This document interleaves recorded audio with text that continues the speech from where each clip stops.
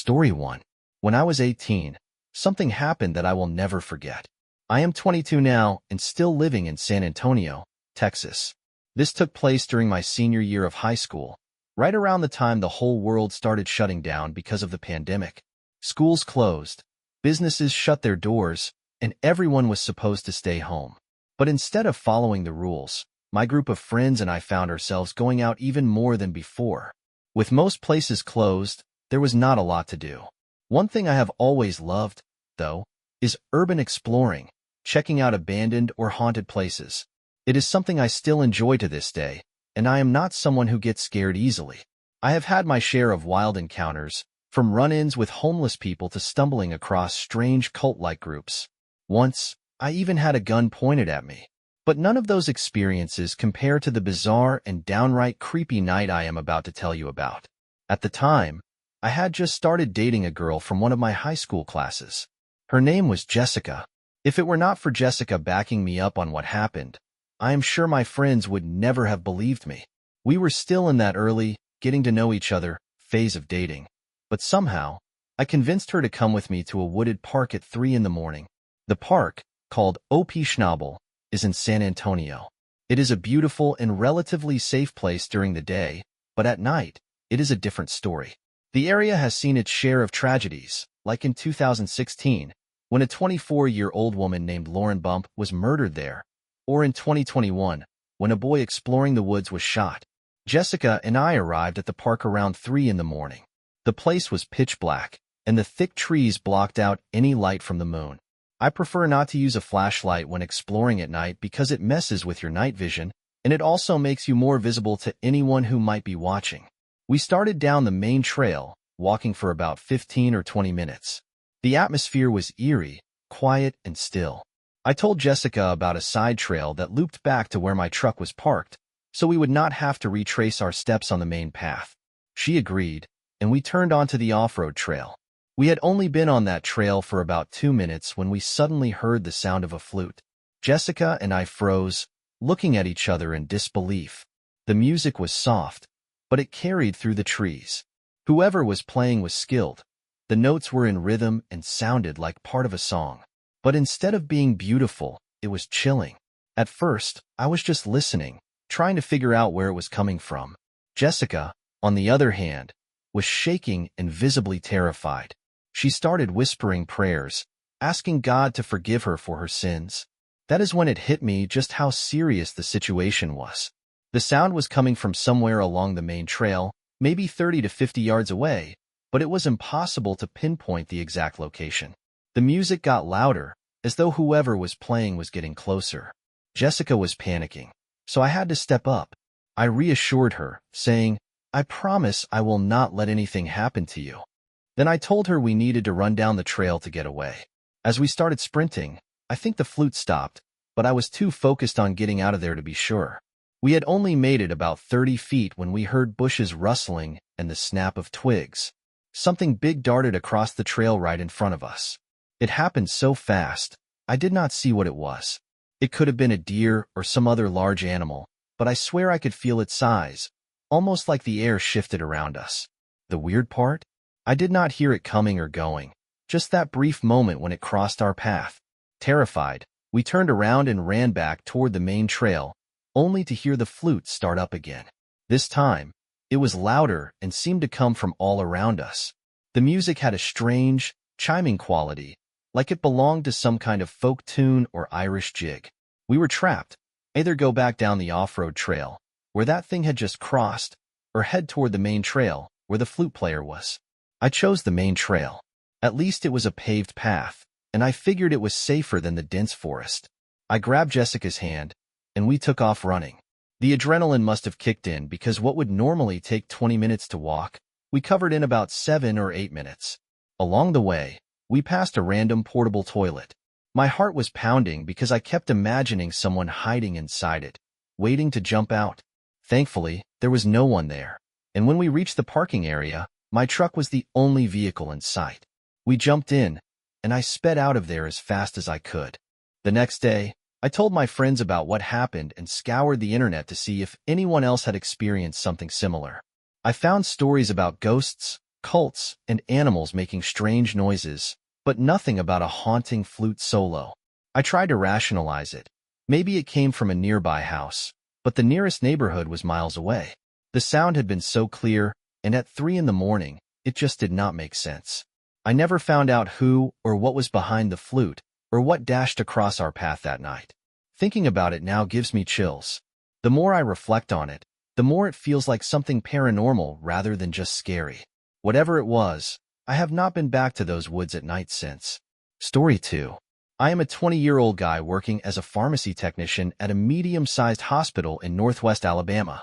My shift runs from 6 p.m. to 4 a.m., and one of my main responsibilities is restocking the surgery rooms. I work 7 days straight and then have 7 days off. The 7 days on can be brutal, but having a full week off afterward is a blessing. My schedule starts on Thursdays and ends on Wednesdays. It was a Tuesday night, my 6th shift of the week, when this strange experience occurred.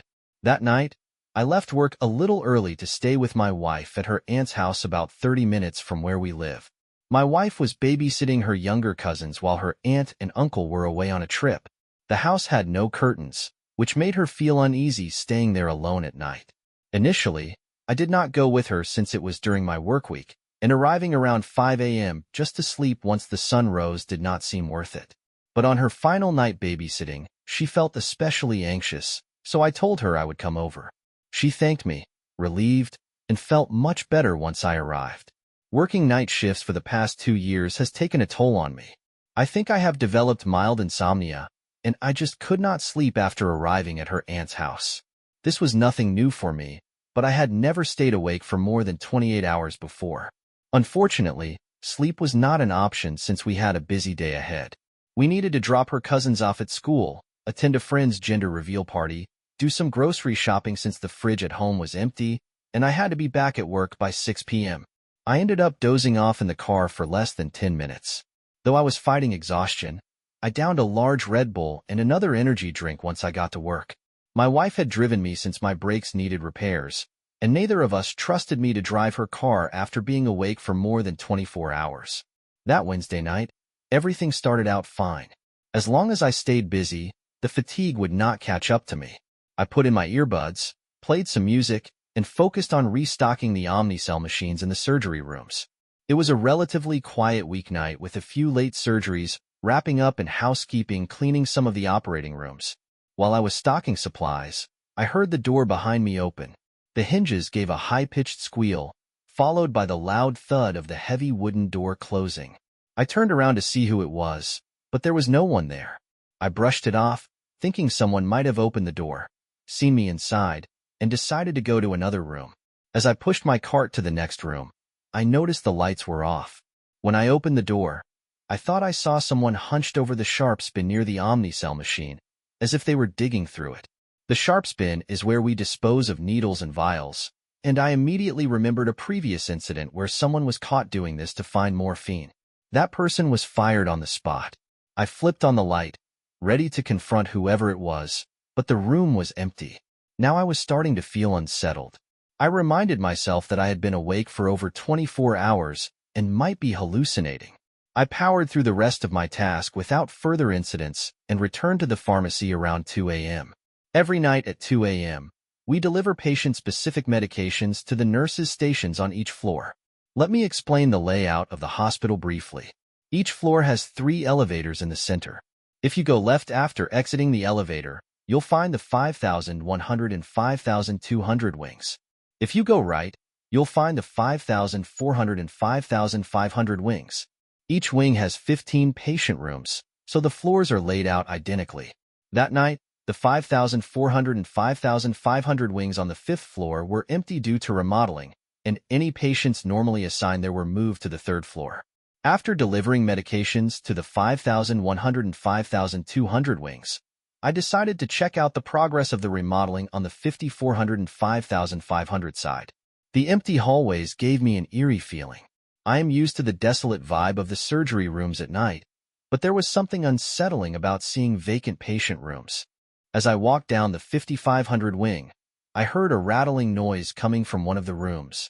When I reached room 5512, I saw an old man lying on the bed, violently shaking as if he were having a seizure. Blood was dripping from his eyes, nose, and mouth, and he made a horrible gurgling sound, similar to a zombie from a horror movie. The heart monitor next to him was beeping frantically, indicating he was coding. My heart dropped. I instinctively stepped behind the door frame, overwhelmed by what I had just seen. Realizing the man needed immediate help, I stepped back into the room, but he was gone. The bed was clean and made, the monitor was off, and the room looked as though it had been untouched for days. At this point, I was convinced I was hallucinating. I quickly made my way back to the elevators, but just as the doors opened, an old man in a security uniform stepped inside. He patted me on the shoulder as he passed by. My blood ran cold. It was the same man I had just seen in room 5512. He smiled at me as the elevator doors closed, taking him back up to the 5th floor. I did not press the button to call the elevator back, but moments later, the same elevator returned to the 1st floor. When the doors opened, it was empty.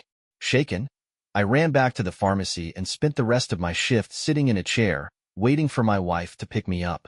As I waited, I Googled how long it takes for hallucinations to start after prolonged sleep deprivation.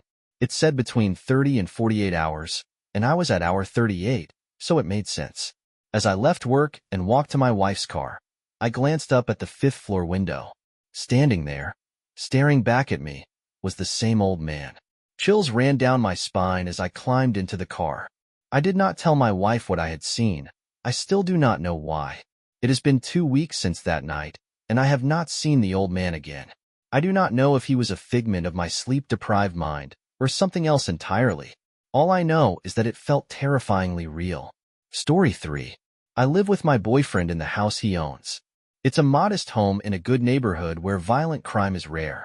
The house is on the smaller side compared to others in the area, but it allows us to live in a nice town without breaking the bank. It's a single-story, 3-bedroom, 2-bath house with a basement. We're on a quiet street with a lot of privacy. The way the street curves means no other houses directly face ours. There are 8 houses on our block, and farther down is a small wooded area.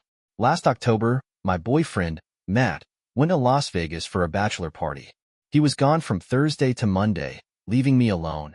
On Friday after work, I invited a few friends over for a wine night. At some point, while we were watching scary movies in the living room, the doorbell rang. We all froze, exchanging nervous looks. It felt like something out of a horror film, the doorbell ringing late at night during a scary movie. I crept to the door and peeked through the small glass panel at the top, but I could not see anyone. There were 4 cars in the driveway, so whoever it was knew people were home. We decided it was probably just a poorly timed ding-dong ditch. After everyone left, I went to bed, but I was awoken less than an hour later by the doorbell ringing twice. I checked my phone. It was 1 a.m.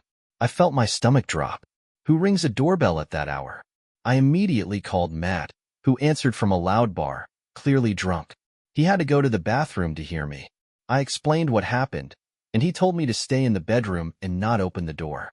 He never suggested calling the police, so I decided not to for now. As my heart rate started to slow and I began to drift back to sleep, I heard a clicking sound from outside. Then, a male voice said, "Hey, anyone home? I need some help out here." Thank God the blinds were closed. I could not see him, and he could not see me. He knocked again and said, "I know you're home." That was it for me. I called the police. I whispered the entire time, terrified he might hear me. I did not hear him walk away from the window, so for all I knew, he was still standing there. Within 10 minutes, the doorbell rang again, followed by loud knocks. I cautiously approached the door and asked who it was. A male voice answered, "It's the police." I peeked through the glass and confirmed it was 2 officers. I opened the door, and the taller officer immediately walked into the house without waiting for an invitation. He said they were responding to my call about a disturbance.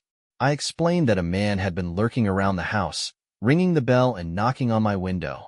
But this officer was incredibly rude and dismissive.